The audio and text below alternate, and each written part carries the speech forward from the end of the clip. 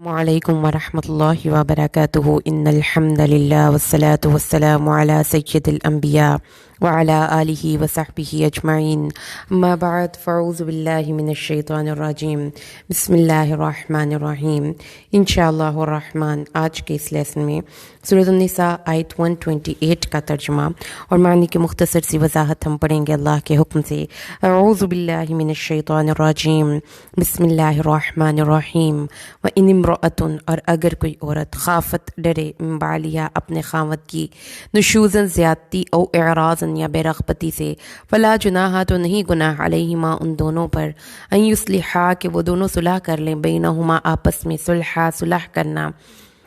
والصلح خیر اور صلح بہتر ہے واحضرت الانفس اور حاضر کیا گیا ہے یا موجود ہے طبیعتوں میں بخل وان تحسنوا اور اگر تم نیکی کرو وتتقوا اور پرہیزگاری کرو فان اللہ تو بے شک ہے اللہ تعالی بما تعملون اس سے جو تم عمل کر رہے خبیرہ باخبر۔ اعوذ باللہ من الشیطان الرجیم بسم اللہ الرحمن الرحیم وان امرأة خافت من بعلها نشوزا او اعراضا فلا جناح علیہما ان یصلحا بینہما صلحا والصلح خیر واحضرت الانفس الشح وان تحسنوا وتتقوا فان اللہ کان بما تعملون خبیرا۔ اور اگر کسی عورت کو اپنے خاوند کی زیادتی یا بے رغبتی کا خدشہ ہو تو دونوں پر کوئی حرج نہیں ہے کہ وہ آپس میں صلح کر لیں اور صلح کرنا بہتر ہے اور دلوں میں مال کی حرص رکھی گئی۔ اگر تم نیکی کرو اور اللہ سے ڈرتے رہو تو بے شک اللہ تمہارے کاموں کی خبر لینے والا ہے۔ آیت کریمہ کے مشکل الفاظ کے معنی سے بات کو سمجھنا ہم شروع کرتے ہیں انشاءاللہ۔ سب سے پہلا لفظ دیکھیے نشوز۔ اگر ایک عورت کو خوف ہو اپنے خاوند کی نشوز کا، نشزو کا مطلب ہوتا ہے کہ وہ بلند اور اونچی جگہ پر چڑھ گیا اور وہ اونچی جگہ پر بیٹھے کھڑا ہو گیا، تو اس سے پھر جو کانوٹیشن نکلتی ہے وہ یہ نکلتی ہے کہ وہ ہی اسٹوڈ اپ اور واز پریپیئر ٹو فائٹ، کھڑا ہو کر جھگڑے کے لیے کھڑا ہو گیا۔ تو نشوز مطلب ایک دوسرے کی ناراضگی، ایک دوسرے کے سامنے آ جانا، مخالفت پر اترانا، نافرمانی کرنا، متنفر ہونا، جھگڑنا، بدسلوکی کرنا، ایک دوسرے کے مد مقابل آ جانا۔ ٹھیک ہے، اگلا لفظ دیکھیے اعراض، جس کا روٹ ہے عین ضار اور را۔ اعراض عنہ، اس سے منہ موڑ لیا یا پیٹھ پھیر لی، یعنی گھوڑا اپنی دوڑ میں سر اور سینے کو ٹیڑھا کر کے دوڑا تو جس کی وجہ سے وہ چوڑائی میں رکھ کر دوڑا، یعنی سیدھا رکھنے کی بجائے، تو اسی سے ورڈ اعتراض آتا ہے اعراض سے ہی، کہ ایک دوسرے کے سامنے اس طرح سے آنا کہ راستہ رک جائے۔ ٹھیک ہے، تو اس کا مطلب یہاں پہ یہی ہے کہ ایک دوسرے سے گریز کی راہیں تلاش کرنا، پھر جانا، ایک دوسرے سے ہٹ جانا۔ صلح، اصلح الیہ یا احسن الیہ، اس سے ایسا کام کرنا جس سے جو توازن خراب ہو رہا تھا وہ ٹھیک ہو جائے، خرابی، نقص یا کمی دور ہو جائے، اور چیزوں کا صحیح ٹھیک معتدل مستقیم اور جس طریقے سے جس حالت میں ان کو ہونا چاہیے بالکل مناسب، اسی ترتیب اسی حالت میں ہونا، آرگنائزڈ ہونا، پیس میں ہونا، بیلنس میں ہونا، ہارمنی میں ہونا، آرڈر میں ہونا، یعنی کہ ہر چیز بالکل صحیح طریقے سے وہ ہو جس طریقے سے اس کو ہونا چاہیے۔ الشح، شح یا شح، اس کا صحیح مفہوم اس طریقے سے ہے کہ اس منظر کو ذرا ذہن میں لائیے، سخت گرمی کا موسم ہو، کسی جگہ تھوڑا سا پانی ہو اور بہت سے پیاسے ہوں، ایسی حالت میں دو آدمی ایک دوسرے کو دھکیل کر پیچھے ہٹانے اور آگے بڑھ کر اپنی پیاس بجھانے کی کوشش کرتے ہیں، اسے کہتے ہیں تتشاحّ، یعنی ایک دوسرے کو پیچھے ہٹا کر اپنی ضرورت پوری کر لینا۔ قرآن حکیم جو فلسفی آف تھنکنگ دیتا ہے وہ یہ دیتا ہے کہ ہمیں ایثار کرنا ہے، اپنی ضروریات کے ساتھ دوسروں کی ضروریات کا بھی خیال رکھنا ہے، اپنی ضرورت بلکہ اپنی، اگر آپ کے پاس ایک چیز ہے تو ہاف کرنے، اور بہت سے کیسز میں تو مسلمان ایسے بھی تھے جنہوں نے اپنی ضرورت پیچھے کر کے دوسروں کی ضرورت کو ترجیح دی۔ تو شح نفس جو ہے اس خصوصیت کی ضد ہوا کہ جو کسی دوسرے کو دینے کی آپ کے دل میں ہوتی ہے کہ میری ضرورت رک جائے اور کسی دوسرے کی ضرورت پوری ہو جائے، جبکہ شح نفس یہ ہوتا ہے کہ وہ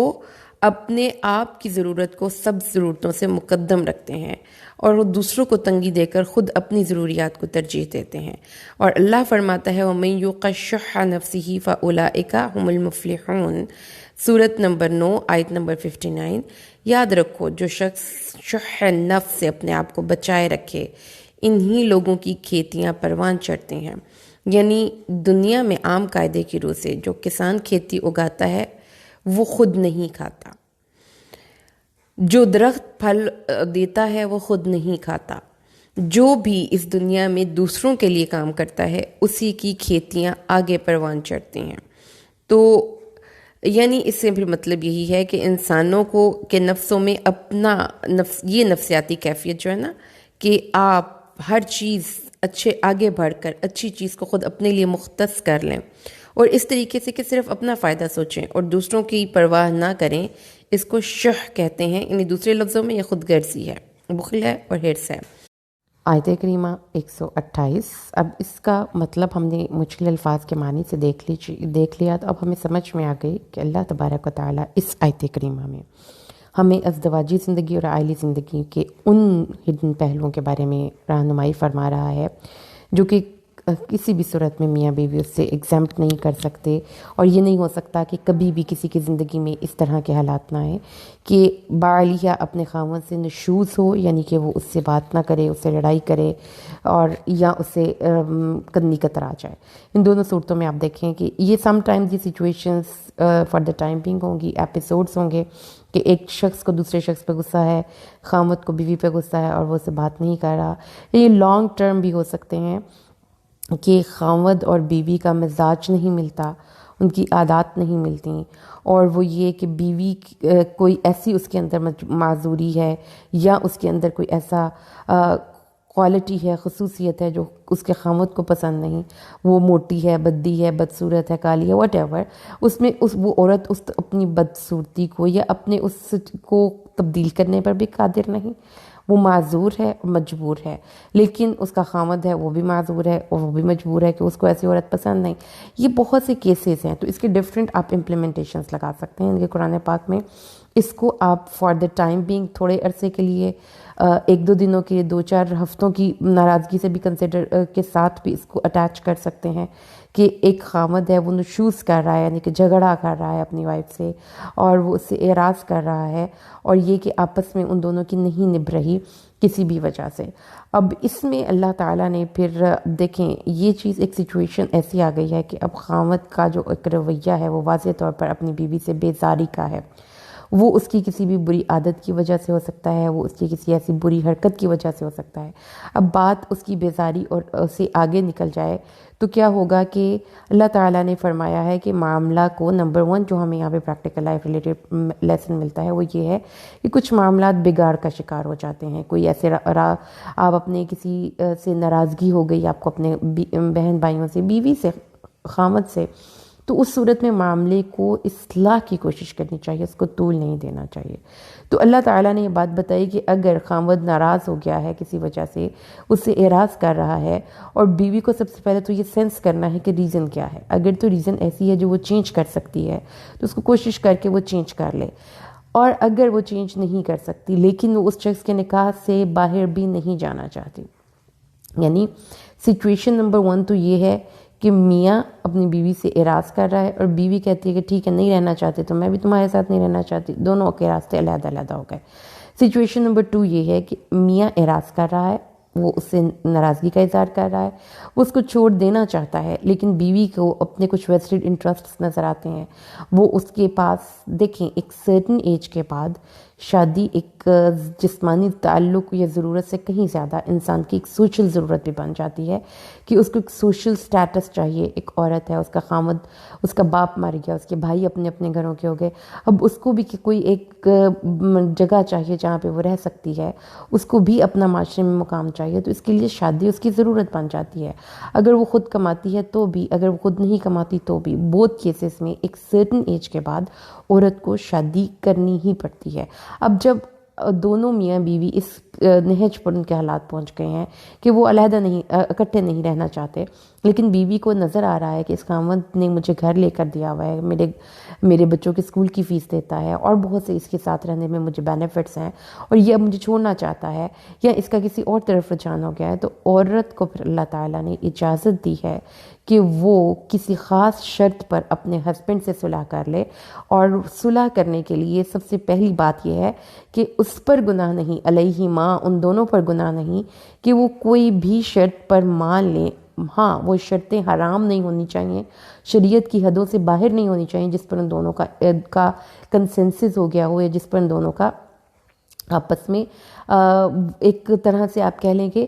نباہ ہونے کے، یہ ایک سیٹلمنٹ ہو گئی ہو۔ جب یہ سیٹلمنٹ ہو گئی ہے اور اس پہ پھر صلح کرنی ہے تو بینہما، یہ لفظ یہاں پہ بڑا خوبصورت ہے، اس لیے کہ اللہ تعالیٰ نے ترغیب یہ دلائی ہے کہ خاوند اور بیوی کو اپنے معاملات میں، اپنے لڑائی جھگڑوں میں کوشش یہ کرنی چاہیے کہ آپس میں ہی صلح صفائی کر لیں، کسی تیسرے کو انوالو اس میں نہ کریں۔ لیکن قرآن حکیم کی ایک اور مقام پر سورۃ النساء میں ہی اللہ تعالیٰ نے فرمایا ہے کہ اگر مصالحت کی آپس میں بیٹھ کر کوئی صورت نہیں نکلتی تو اس کا پھر دوسرا حل یہ ہے کہ مرد کی طرف سے ایک حکم اور عورت کی طرف سے ایک حکم مقرر کیا جائے گا، جو بیٹھ کر صلح کروانے کی کوشش کریں گے، اور پھر وہ شرطوں کو ڈسکس کر کے ان شرطوں کو سیٹلمنٹ کی طرف لے کر جائیں گے۔ اس کے بعد اللہ تعالیٰ نے یہاں پر یہ بات ہمیں بتا دی۔ اب یہ بات ہمیں نبی کریم صلی اللہ علیہ وسلم کے بھی اسوہ سے پتہ چلتی ہے۔ ایک حضرت ترمذی کی روایت ہے، ابن عباس بیان کرتے ہیں، ام المؤمنین حضرت سودا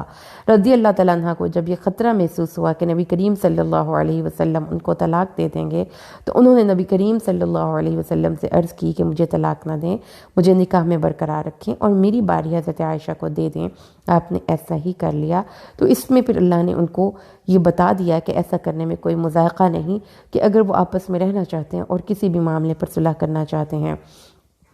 میاں اور بیوی کسی بھی جائز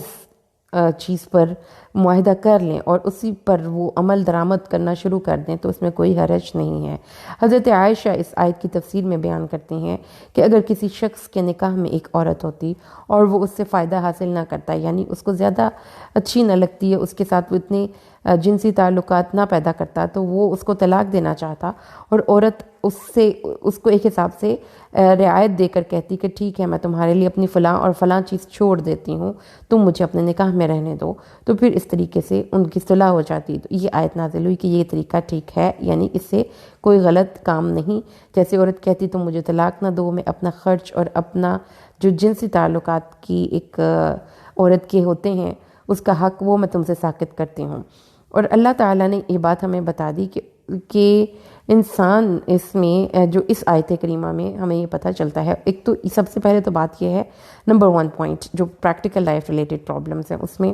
کہ جب کسی سے کوئی پرابلم آپ کی چل رہی ہو، کوئی ٹینشن والا ماحول چل رہا ہو، تو کوشش کریں کہ اس کو صلح یا مصالحت کی طرف بات کو لے کر جائیں اور مصالحتانہ پالیسی اختیار کریں۔ مصلحتاً اگر آپ کو کسی بات پہ خاموشی اختیار کرنی پڑتی ہے یا اپنا کوئی حق چھوڑنا پڑتا ہے تو وہ اس سے بہت بہتر ہے کہ آپ اپنے پورے خامت کو ہی کھو دیں۔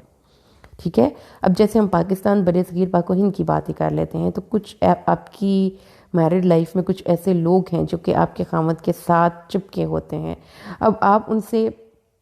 ایگزیمپشن نہیں پا سکتے، آپ نے جہاں پہ بھی جانا ہے انہوں نے آپ کے ساتھ جانا ہے۔ تو اس صورت میں کچھ عورتیں بڑی اریٹیٹ ہوتی ہیں اپنے سسرالی ان رشتوں سے جو کہ ان کے پرائیویسی میں بھی مداخلت کرتے ہیں اور اس کے خامت کی بہت سی توجہ بھی لے لیتے ہیں۔ تو اب اس صورت میں اگر تو آپ لڑائی جھگڑا کریں اور اپنے ماں باپ کے گھر جا کے بیٹھ جائیں تو آپ اپنے خامت اتنے سے بھی خامت سے بھی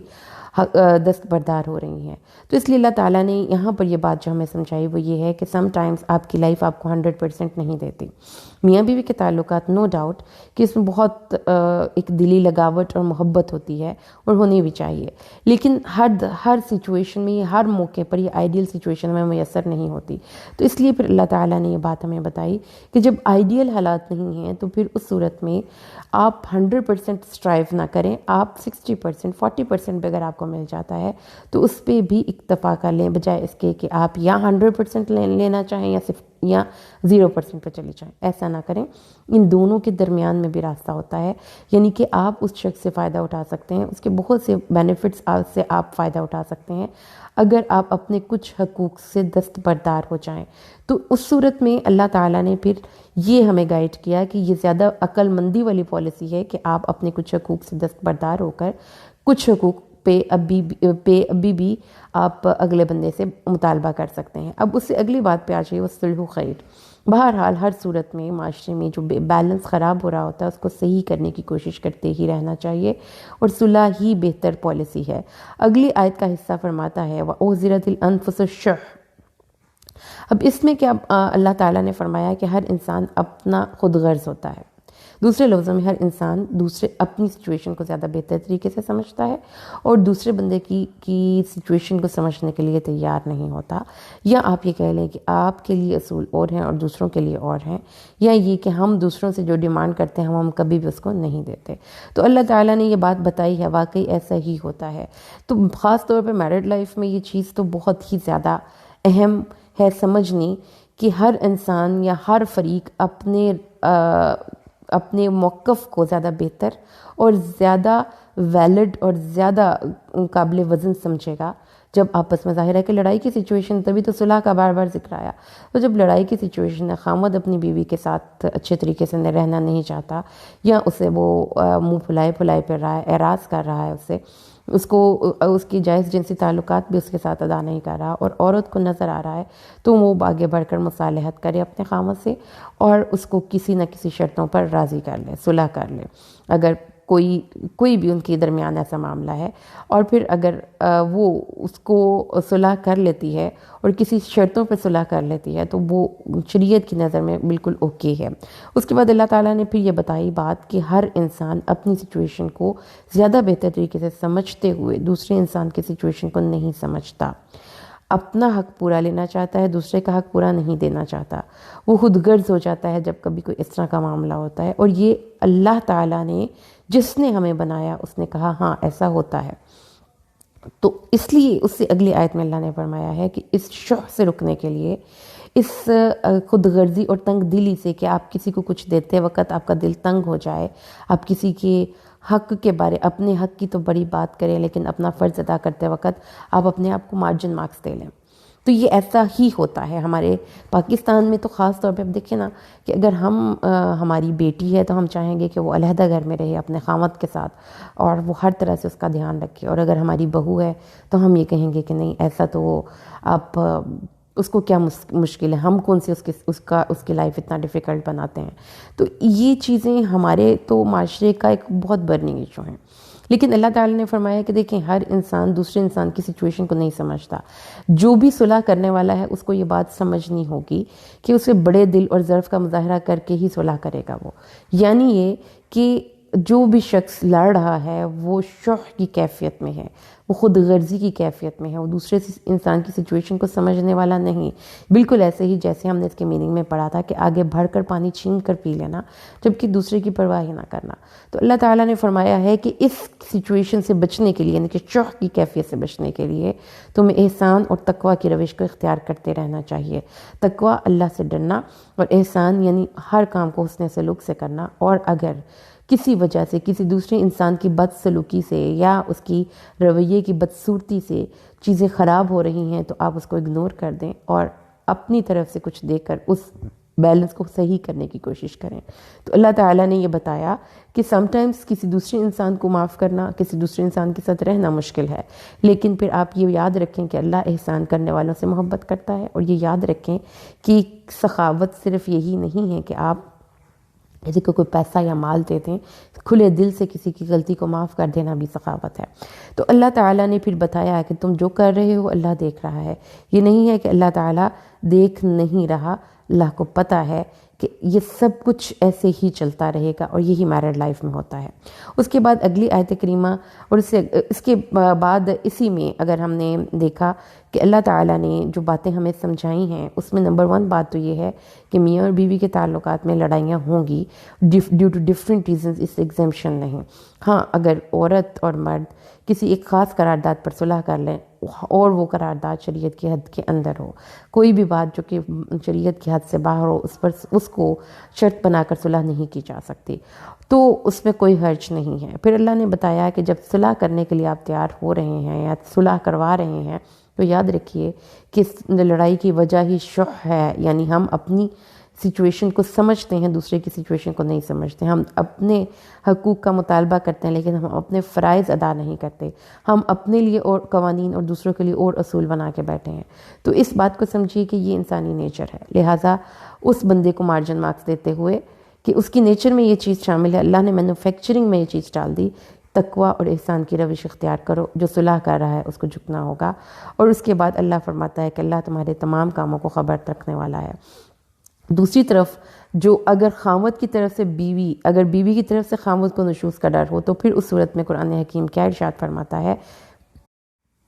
آیت کریمہ سورۃ النساء آیت 34، سورۃ النساء کی آیت کریمہ 34، الرجال قوامون علی النساء بما فضل اللہ بعضهم علی بعض وبما انفقوا من اموالهم فالصالحات قانتات حافظات للغیب بما حفظ اللہ واللاتی تخافون نشوزهن فعظوهن واهجروهن في المضاجع واضربوهن فإن أطعنكم فلا تبغوا عليهن سبيلا إن الله كان عليا كبيرا وإن خفتم شقاق بينهما فابعثوا حكما من أهله وحكما من أهلها إن يريدا إصلاحا يوفق الله بينهما إن الله كان عليما خبيرا۔ مرد عورتوں پر نگران اور ان کی منتظم ہیں اور کفیل ہیں، کیونکہ اللہ نے ان میں سے ایک کو ایک دوسرے پر فضیلت دی ہے، اور اس لیے بھی کہ یہ مرد ان پر اپنے مال خرچ کرتے ہیں۔ سو نیک عورتیں فرما بردار ہوتی ہیں، مردوں کی پشت پس پشت اللہ کی توفیق سے اس کی حفاظت کرنے والی ہیں۔ اور اس کے بعد جو نشوز کا لفظ یہاں پر آیا ہے، وہ عورتیں جن کی نشوز کا یعنی ان کے جھگڑے کا، ان کی بدسلوکی کا، ان کی بد زبانی کا، بد کلامی کا ان کو تمہیں خوف ہو، تو پھر نمبر 1 مردوں کے لیے کیا نصیحت ہے؟ ان کو نصیحت کرو، ان کے بستروں پر علیحدہ چھوڑ دو، ان کو تادیباً زدو کو کرو۔ یہ بات کیوں یہاں پر قرآن پاک میں دیکھیں مرد اور عورت کے لیے نشوز کو ڈیل کرنے کا طریقہ دونوں کا ڈیفرنٹ بتایا کیا؟ مرد کو اللہ تعالیٰ نے یہ بتایا کہ عورت کو سیدھا کرنے کے لیے تمہیں سختی سے کام لینا چاہیے، جبکہ عورت کو کہا گیا کہ تمہیں دب کر صلح کر لینی چاہیے کسی شرط پر۔ اب دونوں کا ڈفرینس کیا ہے؟ کیوں اللہ تعالیٰ نے دونوں کو سیم جو ہے اصول نہیں دیے؟ اس کی وجہ نمبر 1 تو یہ ہو سکتی ہے کہ عورتیں میرڈ لائف میں مردوں کے انڈر ہوتی ہیں، یہ اللہ تعالیٰ نے میرڈ لائف کو انسٹیٹیوشن بنایا۔ دوسری چیز جو بہت امپورٹنٹ ہے وہ یہ ہے کہ عورتوں کی جذباتیت مردوں کی نسبت زیادہ ہے۔ اور تیسری چیز جو اہم ہے وہ یہ ہے کہ مرد کو اللہ تعالیٰ نے یہ 3 نصیحتیں کی کہ ان کو نصیحت کرو، ان کو سب سے پہلی بات، پھر ان کو ان کے بستروں پر اکیلا چھوڑ دو، پھر اس کے بعد اگر وہ تمہاری بات نہیں مانتی تو ان کو تادیباً زدو کوب کرو، اور وہ بھی کتنا؟ صرف 1 یا 2 تھپڑ، جیسے بچوں کو مارتے ہیں تھوڑا سا۔ لیکن وہ کیوں؟ یہ کس عورت کے لیے کہا جا رہا ہے جو کہ نشوز کرتی ہے، جو گھر کا ماحول خراب کرتی ہے؟ اور عورتوں کو مصالحت کی کیوں کہا گیا کہ اپنی کسی صلح؟ کیونکہ اگر مرد اس کو چھوڑ دے گا تو وہ اس عورت کو نکاح میں رکھتے ہوئے بھی دوسری شادی کر سکتا ہے، اور اس کو بالکل وہ لٹکا ہوا چھوڑ دے، نہ اس پہ خرچ کرے نہ اس کے پاس آئے، تو اس صورت میں عورت کو زیادہ لوزنگ ایج پہ ہو جائے گی۔ جبکہ مرد اگر اس کی زندگی سے عورت نکل بھی جاتی ہے تو مرد کو اتنا کوئی خاص فرق نہیں پڑتا۔ اس لیے اللہ تعالیٰ نے دونوں کو ڈیفرنٹ اصول بتائے، اور پھر اینڈ یہی کیا کہ اگر اکٹھا رہنا ہے تو